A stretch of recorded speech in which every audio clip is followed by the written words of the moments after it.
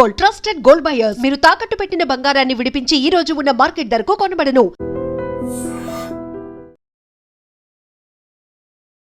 నమస్తే, నేను Kavitha. Welcome to I dream news and నిజాలు. హర్ముజ్ జలసంధి గురించి డొనాల్డ్ ట్రంప్ కీలకమైనటువంటి వ్యాఖ్యలు చేశారు. ఇరాన్ ఉన్నా లేకపోయినా హర్ముజ్ జలసంధిని మేము ఆపరేట్ చేస్తాము అనేటువంటి వ్యాఖ్యలతో పాటుగా మరికొద్ది గంటల్లో ఇస్లామాబాద్లో చర్చలు జరగబోతున్నాయి. దానికి అమెరికా ఉపాధ్యక్షుడు జెడీ వాన్స్ తో పాటుగా ప్రతినిధుల బృందం బయలుదేరి వచ్చింది. బట్ ఇరాన్ నుంచి ఎవరు వెళ్తున్నారు, దానికి సంబంధించినటువంటి అఫీషియల్ ఇన్ఫర్మేషన్ ఇప్పటిదాకా రాలేదు. మరి అమెరికా ప్రతినిధి బృందం ఎవరితో చర్చలు జరపబోతోంది? మనతో పాటుగా ఉన్నారు సీనియర్ జర్నలిస్ట్ సురేష్ కొచ్చతిల్ గారు. సార్ నమస్తే. మరి కొద్ది గంటల్లోనే శనివారం ఉదయం పాకిస్తాన్ ఇస్లామాబాద్ లో టాక్స్ అనేవి జరగబోతున్నాయి. దానికి అన్ని ఏర్పాట్లు చేశామని పాకిస్తాన్ అనౌన్స్ చేసింది. ఆల్రెడీ ఎలా ఏర్పాట్లు ఉన్నాయో చూడడానికి అమెరికా నుంచి బృందం వచ్చింది. నెక్స్ట్ ఇప్పుడు ప్రతినిధుల బృందం కూడా బయలుదేరింది.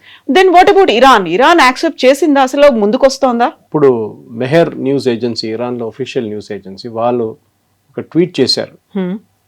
Reports of Iran negotiating team entering Islamabad are false అని చెప్పి వాళ్ళ ఫాల్స్ న్యూస్ ఏజెన్సీ అని ఇంకోటి మన ఐఆర్జీసీ వాళ్ళ న్యూస్ ఏజెన్సీ, అది వాళ్ళని కోట్ చేసి వీళ్ళు అంటున్నారు.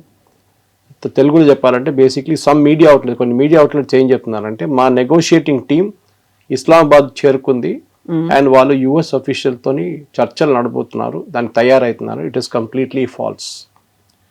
Negotiations remain suspended until United States upholds its commitments regarding ceasefire in Lebanon and the Israeli regime stops its attacks. అంటే ఈ లెబనాన్లో జరిగే దాడులు, ఇజ్రాయెల్ చేస్తున్న దాడిని ఆపాలి మొత్తంగా. దాంతోపాటు ఈ ఇజ్రాయలీ రెజ్యూమ్ని కూడా అరికట్టాలని చెప్తున్నారు. That is the main thing వీళ్ళు చెప్తున్నారు. కానీ కవిత గారు, దీనికన్నా పెద్ద స్టోరీ ఒకటి. నేను ఇవాళ పొద్దున ఒక అమెరికన్ న్యూస్ ఛానల్ చూశాను.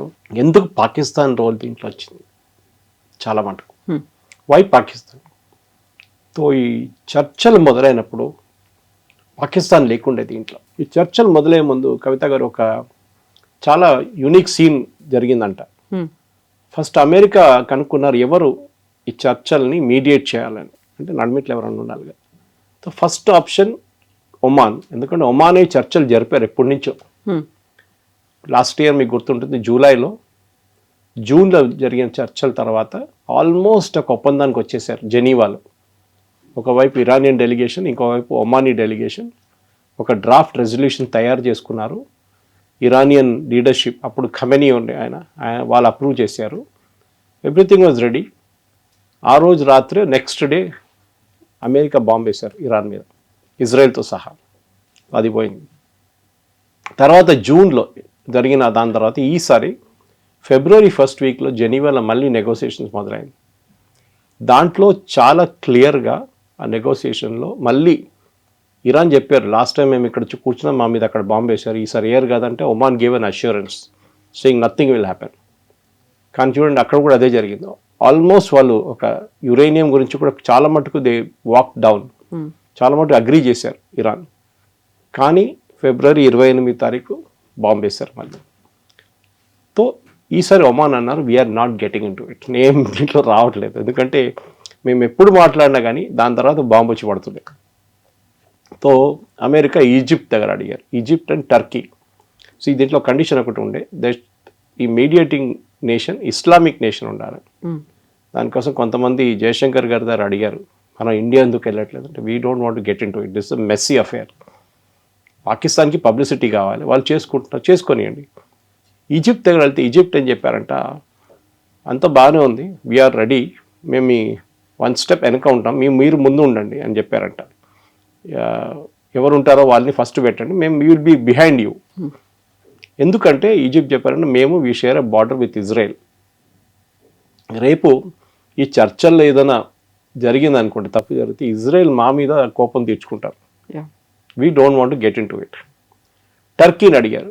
టర్కీ అన్నారంట, మాకు కూడా ఇరాన్తో ఇష్యూస్ ఉన్నాయి, ఒక టైంలో మేము ఆయుధాలు సప్లై చేస్తుండే వాళ్ళకి, ఇప్పుడు వాళ్ళ మీద ఏమైనా రేపు మళ్ళీ దాడి జరిగితే, లేకుంటే వాళ్ళ మీద ఏదైనా ఏం చెప్తారు నెగటివ్గా మీరు ఈ రెజల్యూషన్ తీసుకొస్తే, వాళ్ళు మళ్ళీ మా దగ్గర రేపు మా వైపు ఒక మిసైల్ కొట్టేస్తారు. ఆల్రెడీ ఒక మిసైల్ కొట్టారు, starting of the war I think first week second వీక్లో కొట్టారు టర్కీ వైపు.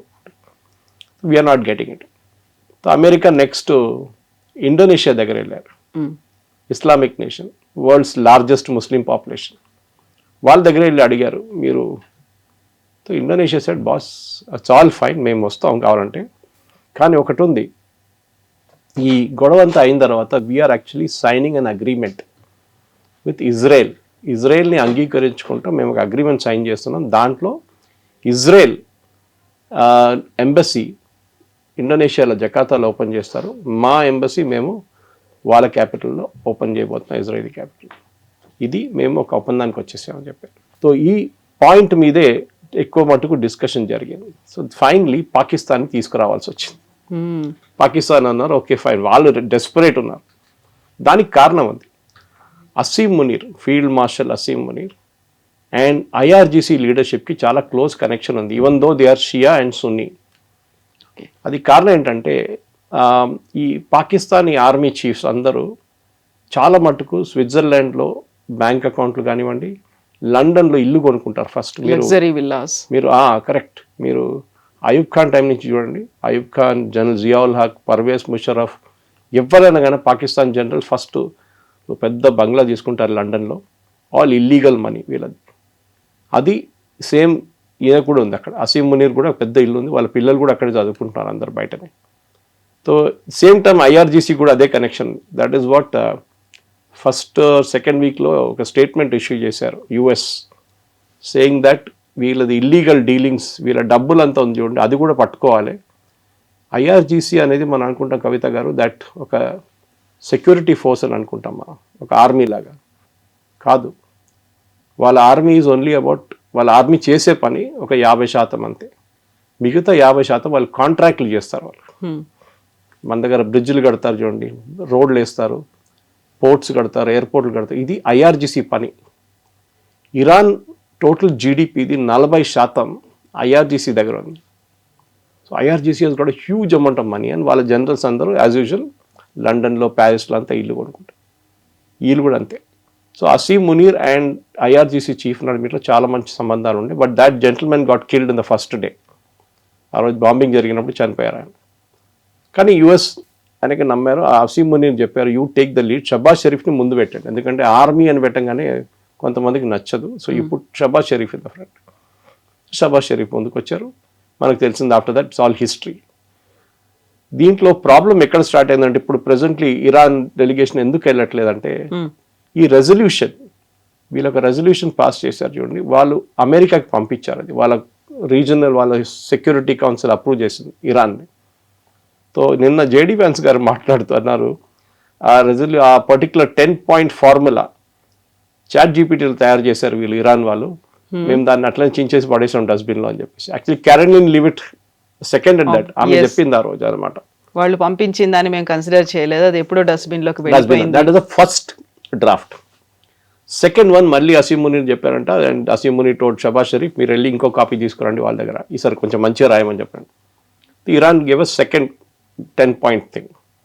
అది అమెరికా దగ్గర వచ్చింది. ప్రెసిడెంట్ ట్రంప్ చూశారంటే ఆయనకు నచ్చింది. That's why he said it is a workable solution, దాని మీద మాట్లాడదాం. ఆ దాంట్లో ఈ లెబనన్ గురించి మెన్షన్ లేదు. యాక్చువల్లీ లెబనన్ ఎక్కడ లేదు, లెబనన్ చెప్పట్లేదు. మాది రెసిస్టెన్స్ ఫోర్సెస్ మీద కూడా దాడి చేయకూడదు. మా మీద దాడి చేయడం ఒకటే కాదు, రెసిస్టెన్స్ ఫోర్సెస్ అంటే హూతీ, హమాస్ అండ్ హెజ్బుల్లా, వీళ్ళు ముగ్గురు మీద దాడి చేయకూడదు. బట్ ట్రంప్ సేస్ అట్లాంటి నా అగ్రిమెంట్లో ఎక్కడ లేదు, ఆ 10 points నాకు ఇచ్చిన దాంట్లో ఎక్కడ లేదు అంటున్నారు. పాకిస్తాన్ వాళ్ళకేమిచ్చారో మాకేమిచ్చారో మాకు తెలియదు. Just know as we speak, before మన ఈ ఇంటర్వ్యూ మొదలయ్యే ముందు ట్రంప్ ఒక కొత్త సిబిఎస్ న్యూస్లో వచ్చిన న్యూస్ చూశాను. వాళ్ళు అంటున్నారు కాదు, ట్రంప్ అబద్ధం చెప్తున్నారు, it was there in the thing. Israel కోసం ఇజ్రాయెల్ని కొంచెం హ్యాపీగా పెట్టుకోవడానికి ఆయన అన్నారంట. అది నౌ ఎవరు అబద్ధం చెప్తున్నారు ఇప్పుడు చాలా క్లియర్ అయిపోయింది, ఇట్ వాస్ ట్రంప్. కానీ ఇదే టైంలో మీరు చూసుంటారు, ఈ ఒప్పందం అని చెప్పి ఏదైనా ఒక పేరు చెప్దాం దానికి, సీజ్ ఫైర్ అనే అగ్రిమెంట్కి వచ్చినప్పుడు నిన్న పొద్దున ఇజ్రాయెల్ ఏం చేశారంటే బేరూట్ అండ్ చుట్టుపక్కల ఉన్న ఏరియాస్లో బాంబింగ్ 100 sites బాంబ్ చేశారు. 100 sites, 240 అంటున్నారు, 350 అంటున్నారు, చాలామంది చనిపోయారు. Including the head of Hezbollah, కొత్త హెడ్ నస్రుల్లా పోయిన తర్వాత కొత్త ఆయన అపాయింట్ చేశారు ఇరాన్, ఆయన కూడా పోయింది నేను. తో ఇజ్రాయెల్ ఏమంటున్నారంటే ఇప్పుడు they put it on pause అని మేము లెబనన్తో మాట్లాడతాం. మన ప్రేక్షకులు కూడా అర్థం చేసుకోవాలి, ఈ హెజ్బుల్లా అనేది ఒక టెర్రరిస్ట్ గ్రూప్. లెబనన్ ఒక టైంలో క్రిస్టియన్ కంట్రీ ఉండే కంప్లీట్గా.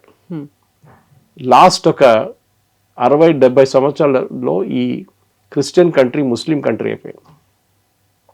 చాలామంది మిగతా దేశాల నుంచి వచ్చి సెటిల్ చేయడం మొదలుపెట్టారు. Now Christians I think are only about 16%, 16%.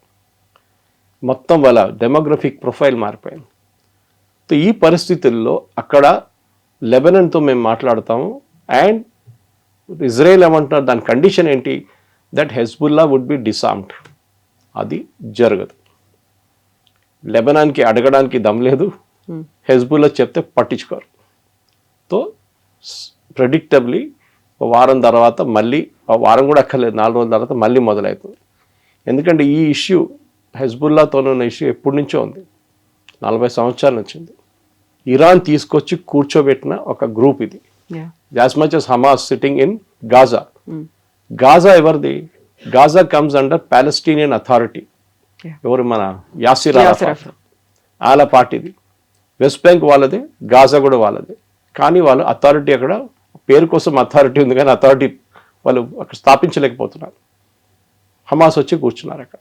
Same situation Lebanon, same situation Yemen. అక్కడ హూతీ అనే ఒక గ్రూప్ వచ్చి కూర్చున్నారు. వాళ్ళు ఇప్పుడు ఆ దేశం టేక్ ఓవర్ చేసుకున్నారు, కానీ ఇప్పుడు వాళ్ళని చాలా మటుకు సౌదీ అరేబియా కంట్రోల్ చేశారు. 1/3 ఆఫ్ యెమెన్ ఇస్ విత్ హూతీస్. ఇప్పుడు ట్రంప్ డెలిగేషన్, ఎవరు మన జేడీ వ్యాన్స్ కానివ్వండి, స్టీవ్ విట్కాఫ్ కానివ్వండి, జారెడ్ కుష్నర్ కానివ్వండి, వీరు ఇప్పుడు వస్తారా లేదా తెలియదు. ఎందుకంటే Iran has made it very clear, we will not come to Pakistan till మీరు ఇజ్రాయెల్ని ఆపేదాకా మేము అక్కడ రాము. ఇజ్రాయెల్ని ఆపడానికి ప్రెసిడెంట్ ట్రంప్కి చెప్పడానికి ఆయనతో కాదు, పట్టించుకోరు కూడా ఇజ్రాయెల్. మేబీ డిప్లొమాటిక్లీ వాళ్ళు అంటారు, okay 1 week 2 weeks we will manage అని, అంతే. దానికన్నా ముందు వీళ్ళు వెళ్ళలేరు. They cannot do it also. తో చాలా ఫ్లూయిడ్ సిచ్యువేషన్.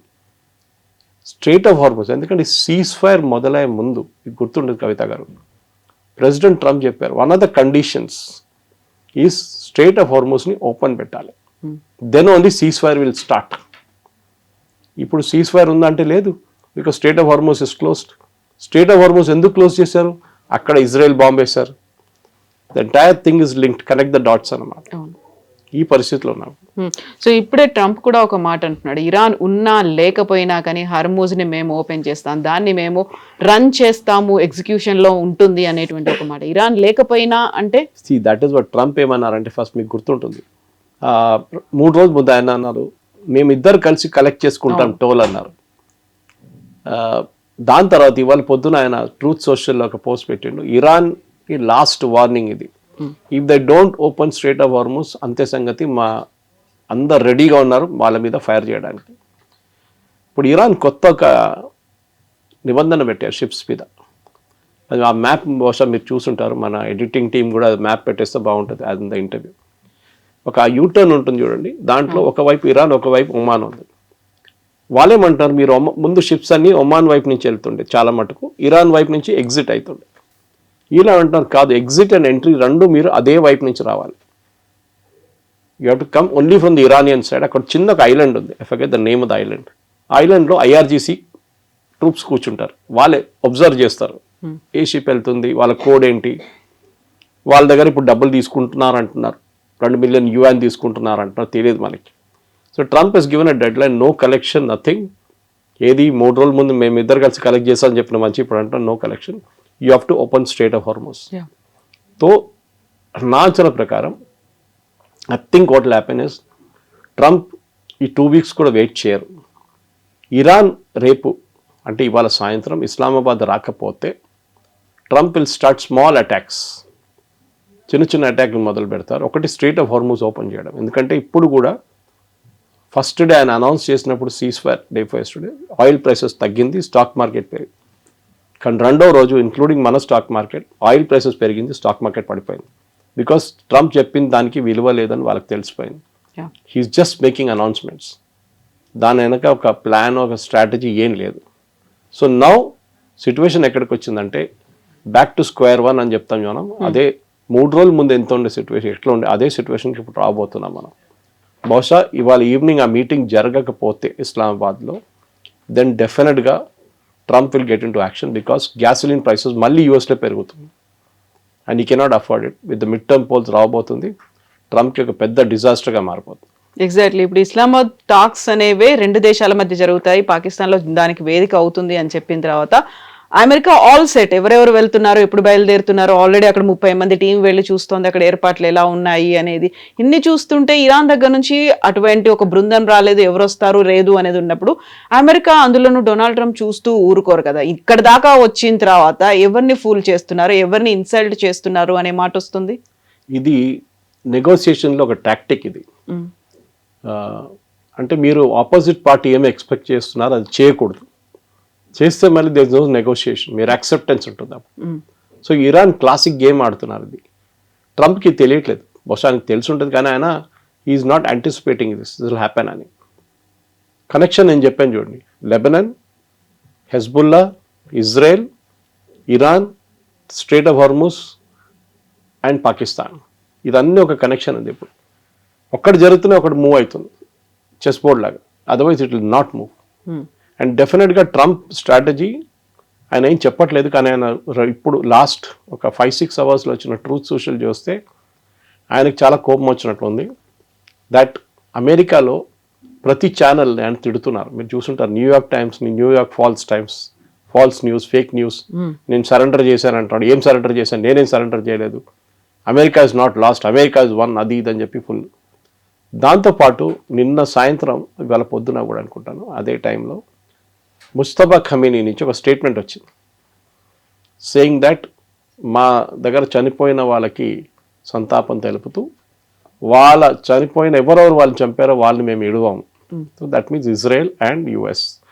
అది కాకుండా మా దాంట్లో డెస్ట్రాయ్ చేసిన అన్ని ఇన్ఫ్రాస్ట్రక్చర్ కానీ హౌసింగ్ కానీ ఏదైనా దానికి నష్టపరిహారం ఇవ్వాల్సిందే.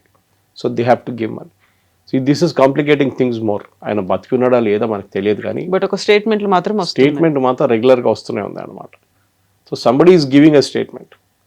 అంటే అక్కడ ఇరాన్లో ఉన్న పొలిటికల్ గేమ్ అర్థం చేసుకోండి కవిత గారు. He is indirectly telling IRGC, boss I'm your boss, so మీరు నా మాట వినాల్సిందే, don't go and negotiate directly with US. ఇరాన్లో ఒక హార్డ్ కోర్ గ్రూప్ ఉంది, ఇస్లామిస్ట్ గ్రూప్, ఐఆర్జీసీలోనే. వాళ్ళు అమెరికాతో ఏ ఒప్పందానికి అగ్రీ చేయరు. They will not, as long as అటువైపు ఇజ్రాయెల్ కూర్చున్న దాకా. ఏ రోజు ఇజ్రాయెల్ వాళ్ళ పని చూసుకుని వాళ్ళు వెళ్ళిపోతారు, అమెరికా ఒక్కరైపోతారు, ఆ రోజు they will get in to the act. So IRGC వైపు నుంచి జరిగే ఈ గేమ్ నడుస్తుంది. నేను నిన్న 2-3 American commentators, serious political commentators వాళ్ళ టాక్స్ విన్నాను. వాళ్ళు కూడా ఇదే అంటున్నారు. ఇది టిపికల్ అయతొల్లా ఖొమేనీ 79లో వచ్చిన అదే టైంలో జరిగిన ఒక కిడ్నాపింగ్ జరిగింది, మీకు గుర్తుంటుంది. అమెరికన్ ఎంబసీలో ఉన్న వాళ్ళ స్టాఫ్ని హాస్టేజ్గా ఉంచుకున్నారు. I think it went on for 1 year. Okay, దాని నడిమిట్లో ఒక రెస్క్యూ అటెంప్ట్ జరిగింది, అది ఫెయిల్ అయింది. అది అమెరికన్స్ ఇవాళ దాకా మర్చిపోలేదు. అదే సిచ్యువేషన్కి ఇప్పుడు వస్తున్నాం మనం. ఈసారి కిడ్నాపింగ్ లేదు కానీ అమెరికాని కిడ్నాప్ చేసుకున్నారు ఇరాన్, అమెరికాను ఉంచుకున్నారు. ఇప్పుడు అమెరికాలో ఉన్న ప్రతి channel including Fox News which is his own channel, అంటే ఓన్ అంటే ట్రంప్ కోసం పాటలు పాడతారు పొద్దున్న లేవగానే వాళ్ళు కూడా అంటున్నారు నో, ఇరాన్ ఈ యుద్ధం గెలిచింది. అంటే ఫిజికలీ ఉండకపోవచ్చు, మెంటలీ ఉండకపోవచ్చు, కానీ అట్ అ డిఫరెంట్ లెవెల్ వాళ్ళు గెలిచారు, ఎందుకంటే వాళ్ళు బతికి బయటపడ్డారు. This is the main thing. So పాకిస్తాన్లో జరగబోయే ఈ హైప్ క్రియేట్ చేశారు చూడండి, అది మొత్తం పడిపోయింది, హైప్ అంతా పోయింది. ఇప్పుడు I think we're back to square one. Next ఒక స్ట్రైక్ జరగాలంటే I think most probably Trump will call off the cease fire by Monday or Tuesday. మళ్ళీ యుద్ధం మొదలవుతుంది, అదే ఇప్పుడు కాబోతుంది. సో కొన్ని గంటల్లో ఇస్లామాబాద్లో టాక్స్ జరుగుతాయి అనుకున్నట్టుగా కొన్ని గంటల్లో 6th వీక్ కంప్లీట్ అయిపోయి 7th వీక్లో కూడా ఎంటర్ అవుతుంది. 7th వీక్లో ఎలాంటి డెసిషన్స్ తీసుకుంటారు? ఎందుకంటే ఇరాన్ అనేది వెళ్తోంది, చర్చలు కూడా యాక్సెప్ట్ చేయట్లేదు, మా డిమాండ్స్ నెరవేర్చండి అని అంటోంది.